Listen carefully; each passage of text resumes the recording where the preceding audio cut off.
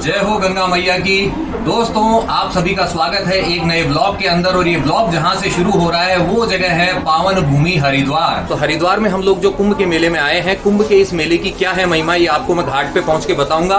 लेकिन खास बात एक ये होती है कि ये जो 12 वर्षों में इसका आयोजन होता है और 4 स्थानों पर यह आयोजित होता है। हर की पौड़ी वहीं पे सामने है और वहां सामने भोले बाबा की मूर्ति और हमारा राष्ट्रीय ध्वज तिरंगा लहराते हुए। और ये देखिए आप, कल कल बहता गंगा मैया का शीतल जल।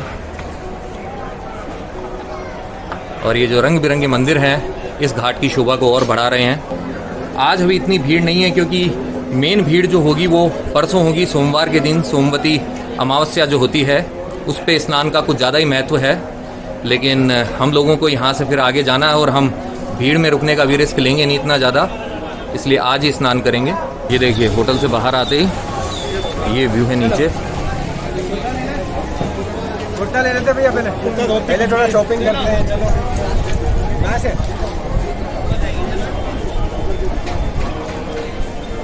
ये यहाँ का फेमस चोटी वाला रेस्टोरेंट। अब यहाँ पे आए हैं हरिद्वार में तो ये कुर्ता लेना तो बनता ही है, इससे वो पूरी फील आती है। श्री गंगा द्वार जो है हर की पौड़ी, इससे हम बढ़ रहे हैं हर की पौड़ी की तरफ।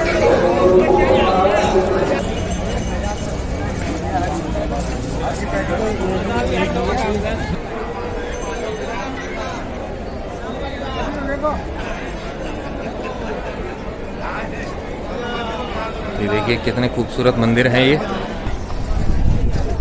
घाट का नज़ारा, बहुत सारे घाट हैं यहाँ पे। सामने भगवान शिव की मूर्ति है और ये देखिए वक्त हो चुका है दोस्तों गंगा स्नान का। तो मैं जाता हूँ गंगा मैया के पास, मिलते हैं गंगा मैया के अंदर।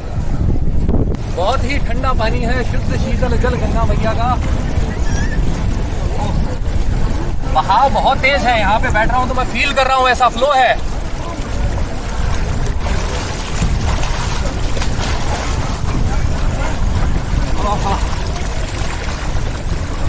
जय हो गंगा मैया की। तो जैसा कि मैंने आपको पहले ऋषिकेश में भी बताया था कि जब आप लोग आते हैं गंगा स्नान के लिए तो सबसे पहले आप क्या करते हैं, जो जल है वो देवताओं को अर्पण करते हैं। ऐसे आपने मुद्रा बनाई, सर्वेभ्यो देवेभ्यो नमः, सर्वेभ्यो देवेभ्यो नमः, सर्वेभ्यो देवेभ्यो नमः। अब इसके बाद में आप क्या करते हैं, आप गुरुओं को जल अर्पण करते हैं। सर्वेभ्यो गुरुभ्यो नमः, सर्वेभ्यो गुरुभ्यो नमः, सर्वेभ्यो गुरुभ्यो नमः। अब इसके बाद में आप अपने पितरों को जल अर्पण करते हैं और वो होता है राइट हैंड साइड। अभी हमने लेफ्ट हैंड साइड किया था। सर्वेभ्यो पितरेभ्यो नमः, सर्वेभ्यो पितरेभ्यो नमः, सर्वेभ्यो पितरेभ्यो नमः। और ऐसे करते हैं जय गंगा मैया की। ठंडा पानी है दोस्तों, और ये जो दिखने में आपको ऐसा लग रहा होगा कि एकदम नॉर्मल फ्लो है, लेकिन ये बहुत तगड़ा फ्लो। मैं यहाँ बैठ रहा हूँ तो ऐसे लग रहा है पानी आगे बहा के लेके जा रहा है। इसीलिए यहाँ पे रेलिंग लगाई गई है। और आगे आप देख सकते हैं ये जंजीर भी है, अमिताभ बच्चन वाली जंजीर नहीं है, लेकिन ये जंजीर बहुत काम की है। स्नान के बाद में आपको बताऊंगा मैं कुंभ स्नान का क्या महत्व है। यह कुंभ जो है क्यों 12 वर्षों के अंदर आयोजित होता है, वो सब कुछ आपको बताता हूँ।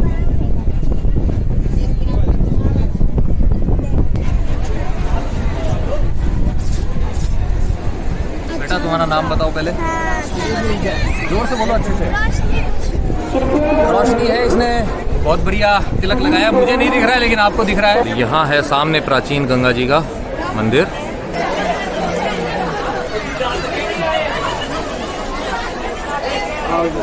जय हो गंगा मैया की। 500 पुराना, 500 साल पुराना। हाँ, सब मंदिर जितने भी। कहाँ जाए आप लोग? जयपुर।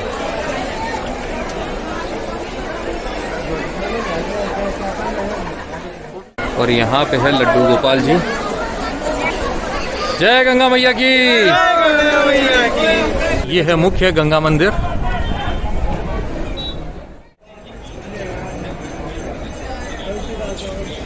सूर्यदेव हैं यहाँ।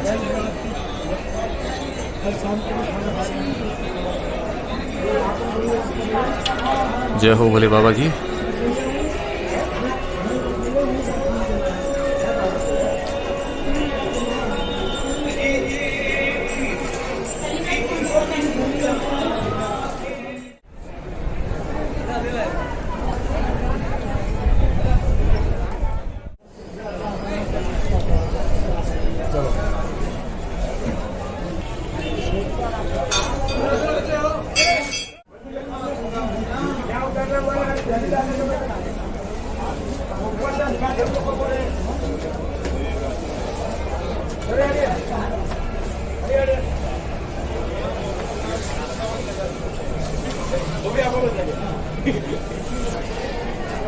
ये साइड व्यू मंदिर का,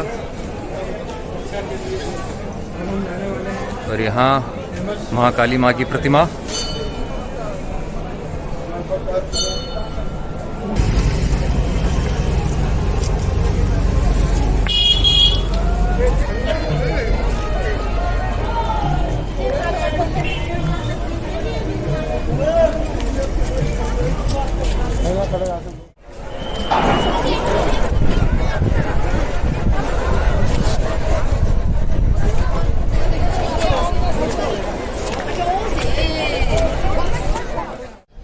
दोस्तों अब आपको बताता हूँ कि जो कुंभ का मेला है इसके आयोजन के पीछे जो पौराणिक कथा है वो क्या है।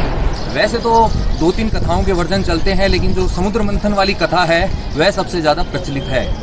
तो इस कथा की शुरुआत हुई थी जब हमारे जो कहते हैं ना सबसे ज़्यादा क्रोधी रहते हैं जो ऋषि, दुर्वासा ऋषि जो होते हैं, वो एक बार पहुँचते हैं देवराज इंद्र के पास में, और वो लेके जाते हैं एक माला। और अगर मैं गलत नहीं हूँ तो वो माला होती है पारिजात पुष्पों की, और वो माला जो होती है वो इंद्रदेव को भेंट करते हैं।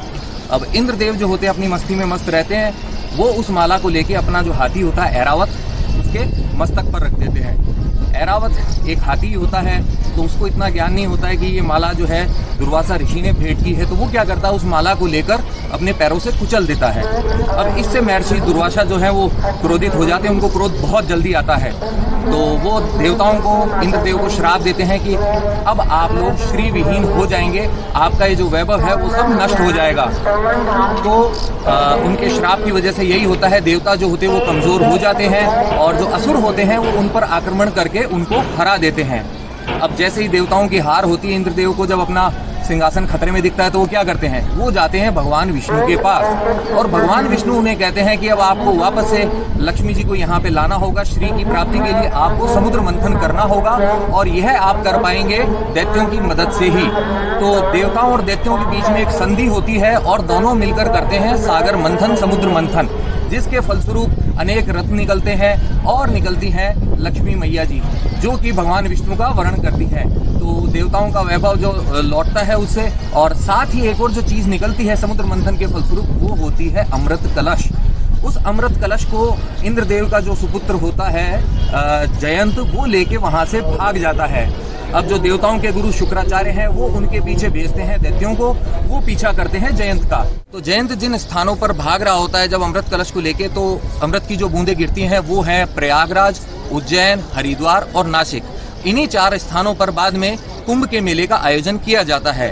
तो यहाँ के इन स्थानों के बाद में जब जयंत को पकड़ लिया जाता है दैत्यों के द्वारा, तब 12 दिन तक देवताओं और दैत्यों के बीच में एक युद्ध होता है। तो ये 12 दिनों तक जो ये युद्ध चला था, बेसिकली जैसे कि 12 दिन जो काउंट किए जाते हैं देवताओं के काउंट किए जाते हैं। तो देवताओं का जो एक दिन होता है हमारे 1 साल के बराबर होता है, इसीलिए जो 12 राशियों का जो होता है 12 साल का समय जब भ्रमण करते हैं हमारे सूर्य देव टोटल, तो इस वजह से वहाँ पे महाकुंभ का आयोजन होता है। हमारे वैदिक गणनाओं के अनुसार जो सूर्य देव होते हैं एक राशि के अंदर 1 साल तक रहते हैं। तो ये 12 राशियों का जब ये भ्रमण करते हुए आते हैं तो टोटल समय हो जाता है 12 वर्ष का। और ये जो 4 स्थान थे, इन चारों स्थानों में हर 3 साल बाद में मतलब एक बार करके वहाँ पे कुंभ के मेले का आयोजन होता है। इस देवासुर संग्राम के बाद में भगवान विष्णु ने मोहिनी रूप धारण किया था, और यथा योग्य जो जितना अधिकारी था अमृत, उसको उतना अमृत का वितरण किया था। इस तरीके से मामला सॉर्ट आउट किया गया था। तो जब यह घटना हो रही थी उस वक्त जो चंद्रमा है उन्होंने घट के प्रसरण से उसकी रक्षा की थी। सूर्य देव ने उसको फूटने से बचाया था, और जो बृहस्पति देव थे उन्होंने अमृत कलश को छुपा दिया था। और शनि देव ने क्या किया था, शनि देव ने उस वक्त इंद्र के कोप से उसकी रक्षा की थी। तो जब इन चारों का संयोग एक राशि के अंदर होता है तब कुंभ का, महाकुंभ का आयोजन होता है। तो यह है महाकुंभ जो है इसका महत्व। और इस वक्त जो होता है सभी लोग श्रद्धालु जो होते हैं पूरे भारत से, अभी तो कोरोना टाइम है, अदरवाइज जो पूरे विश्व से जो श्रद्धालु हैं वो लोग यहाँ आते हैं और पवित्र स्नान करते हैं, अपने पुण्य को बढ़ाते हैं, पापों का नाश करते हैं। यही है इस कुंभ पर्व की महिमा। मेरे पीछे जो आप ये जो पुल देख रहे हैं यह कहलाता है पुराना कांगड़ा पुल, और यहाँ पे जो नया बना है इसे कहा जाता है नया संजय पुल। ये देखिए आप, घाटों पे से दूसरी तरफ जाने के लिए अनेक पुल बने हुए हैं जिनकी मदद से आप इस पार से उस पार जा सकते हैं। और वहाँ पे आप देखिए भोले बाबा की एक जो मूर्ति है बहुत ही प्यारी है। ये देखिए भोले बाबा जो है उनका फेस उस तरफ है। हमारे साथ मानसिक रूप से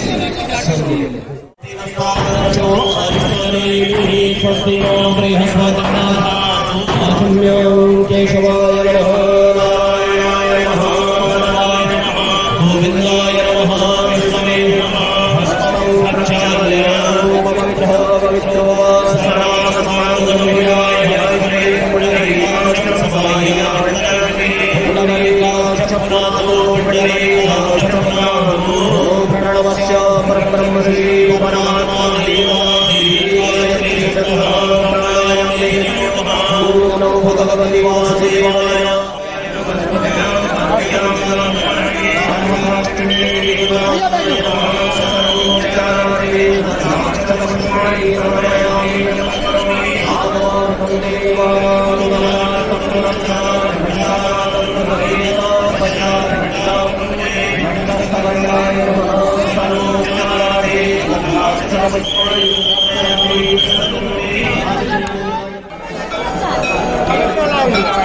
घंटे घड़ियाल की आवाज सुनाई दे रही है। आरती शुरू हो चुकी है।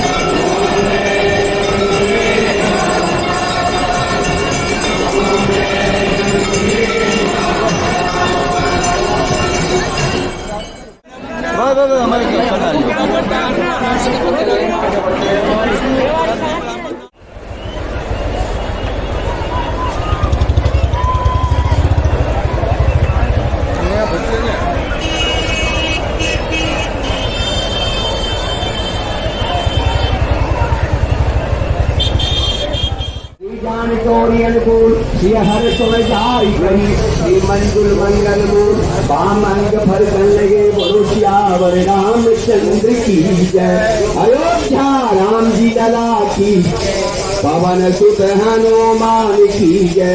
उमापति महादेव की जय। रमापति रामचंद्र की जय।